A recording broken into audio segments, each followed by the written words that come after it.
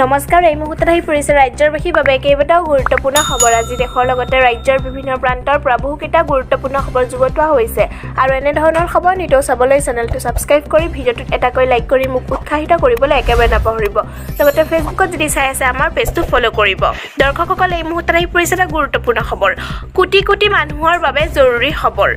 দেশৰ কোটি কোটি মানুহৰ বাবে জৰুৰী খবৰ ষ্টেট বেংক অফ ইণ্ডিয়াই লৈ আনিছে এই খবৰ এটা মাত্ৰ কাম কৰিলেই সুৰক্ষিত হৈ পৰিব আপোনাৰ সন্তানটিৰ ভৱিষ্যত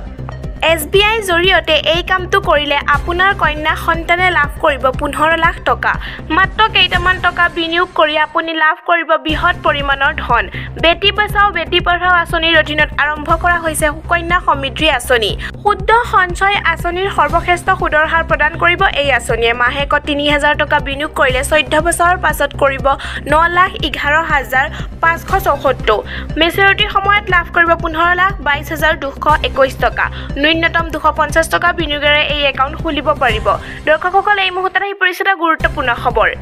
আগন্তুক দুটা দিনত অসমত হ'ব পাৰে প্ৰচণ্ড ধুমুহা বৰষুণ বতৰ বিজ্ঞান কেন্দ্ৰই জাৰি কৰিছে এলাৰ্ট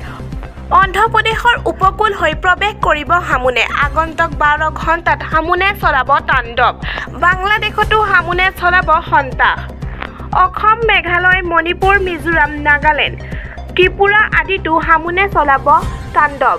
দৰ্শকসকল এই মুহূৰ্তত আহি পৰিছে এটা গুৰুত্বপূৰ্ণ খবৰ 18 বছৰৰ পৰা 40 বছৰ পৰ্যন্ত বয়সৰ লোকে কৰিব পাৰিব আবেদন লাখ লাখ শ্ৰমিকৰ বৃদ্ধাকাল সুৰক্ষাৰ বাবে অনা হৈছে এই বিশেষ আঁচনি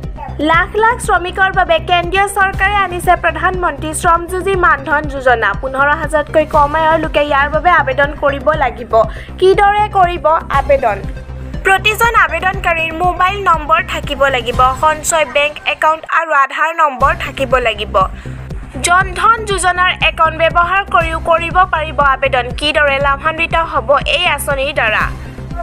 60 বছৰ বয়স হোৱাৰ দিনটোৰ পৰা আপুনি লাভ কৰিব পেঞ্চন প্ৰতি মাহে 3000কৈ টকা লাভ কৰিব আবেদনকাৰীয়ে পেঞ্চন লাভ কৰি থকাৰ সময়ত হিতাধিকাৰীৰ মৃত্যু হয় যদি তেন্তে পত্নীয়ে পেঞ্চনৰ 50% লাভ কৰিব ৰেচন কাৰ্ড নাই নেকি ক'ত কেনেকৈ কৰিব আবেদন এই মুহূৰ্তৰ এটা গুৰুত্বপূৰ্ণ খবৰ আপোনাৰ ৰেচন কাৰ্ড নাই নেকি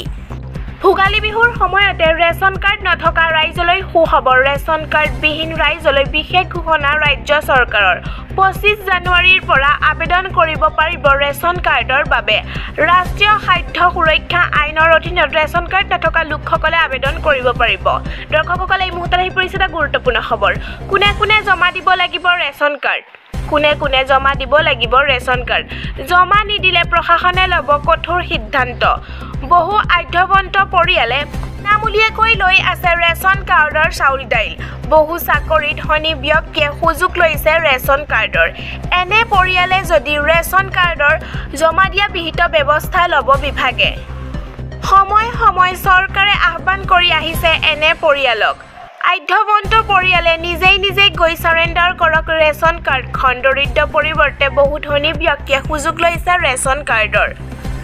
ফ্লেট 10 বৰ্গ মিটাৰৰ ভূমি থকা লোকে জমা দিয়ক ৰেচন কাৰ্ড দুচকীয়া বাহন 4 চকীয়া বাহন থকা সকলেও জমা দিয়ক ৰেচন কাৰ্ড ট্ৰেক্টৰ থকা সকলেও জমা দিব লাগিব ৰেচন কাৰ্ড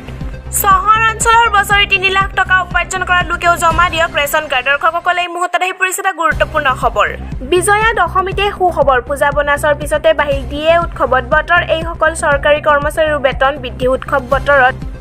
বতৰত মোদী চৰকাৰৰ কৰ্মচাৰীলৈ পুনৰ বেতন বৃদ্ধি ঘোষণা বিজয়া দশমী আৰু দীপাৱলী উপলক্ষে ৰেলৱে লাখ লাখ কৰ্মচাৰীক বৃহৎ উপহাৰ দিয়া সিদ্ধান্ত লয়